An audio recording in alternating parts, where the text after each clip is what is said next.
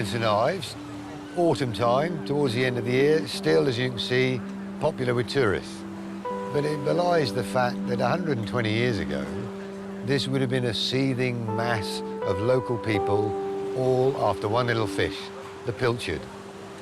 And though you think pilchards aren't caught anymore, there's indications of around the town of how they used to be handled, and you'll see how that industry is still going, not as a pilchard, but as a Cornish sardine.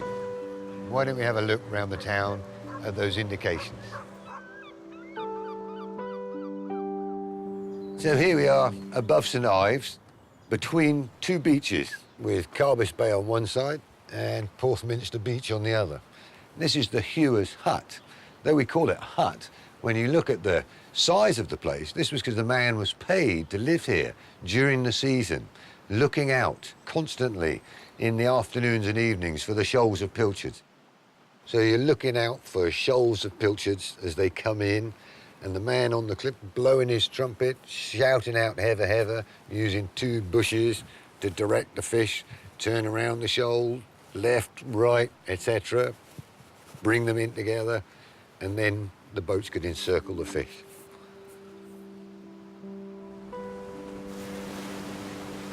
Once the seine net has been shot, the next thing it is enclose the fish. So you have to be able to pull it in, to be able to tighten up, to make the fish compact enough, to be able to take them out. And here is the post, with the capstan would go round, with the men winding in the seine rope. This has now been replaced with the hauler, the net hauler, on board a modern fishing vessel.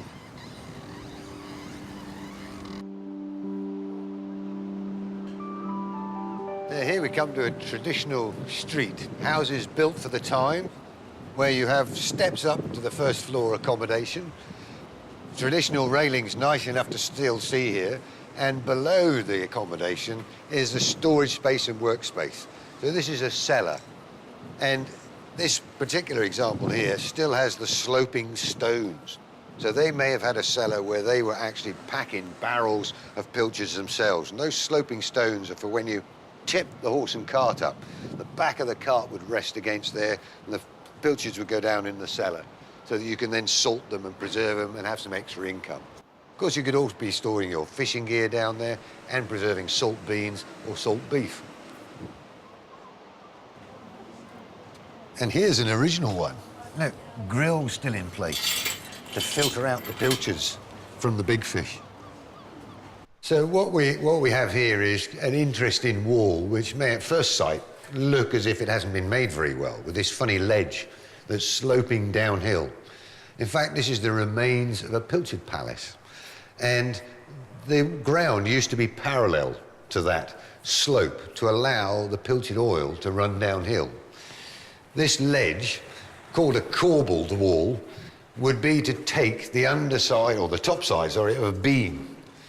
So you'd have a barrel of pilchards here, salted, all arranged round with a buckler inside it, and the beam on the top resting under this edge, 8 or 10 foot long, and on the end a stone hanging. So remembering your mathematics and levers, if the stone's 100 weight, then if the ratio is 5 to 1 or 6 to 1 here, it'll be 500 weight, or 50 kilos times 5, pressing down on the barrel. That would gently press out the excess oil and water out of the fish.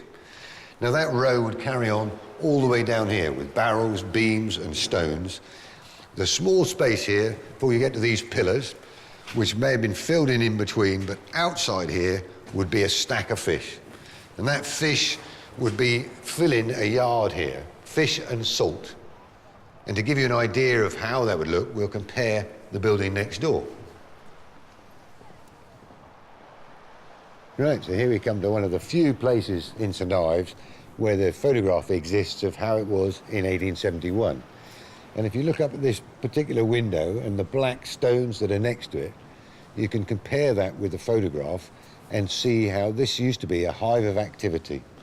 And what we have here now is far quieter than it ever used to be.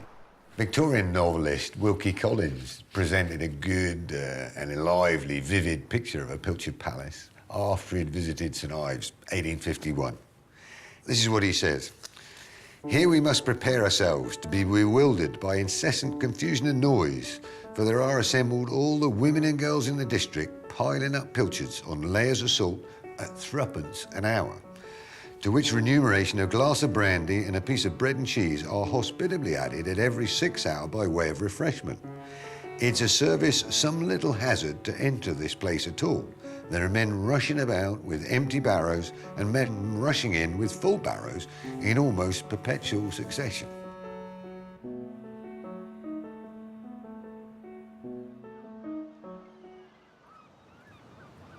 This apartment complex was once a pilchard palace.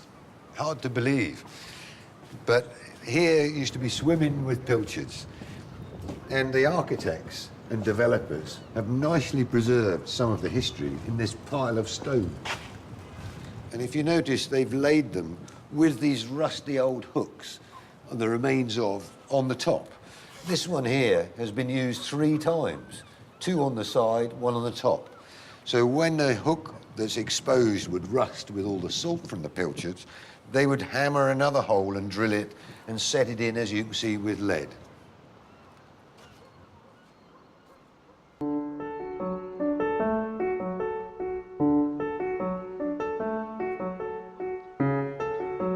On entering the cellar, there was first, he said, to be seen a great heap of fish lying in one recess inside the door, and an equally great heap of coarse brownish salt lying in another. Then we advance further, get out of the way of everybody behind a pillar, and see a whole congregation of the fair sex screaming, talking, and, to their honour be it spoken, working at the same time round a compact mass of pilchards which their nimble hands have already built to a height of 3 feet, a breadth of more than 4 feet, and a length of 20. Here we have every variety, as he puts it, of the female type, ranging round an odiously heap of salted fish. Cronies are 16, girls are 16. The ugly and the lean, the comely and the plump, the sour-tempered and the sweet, all squabbling, singing, jesting, lamenting, shrieking at the very top of their shrill voices, more fish, more salt, both of which are bought from the stores in small buckets by a long train of children running backwards and forwards with unceasing activity and in inexorable confusion. But universal as the uproar is, the work never flags. Their hands move as fast as the tongues. There may be no silence and no discipline, but there's also no idleness and no delay. Never was threepence an hour more joyously or more fairly earned than it is here.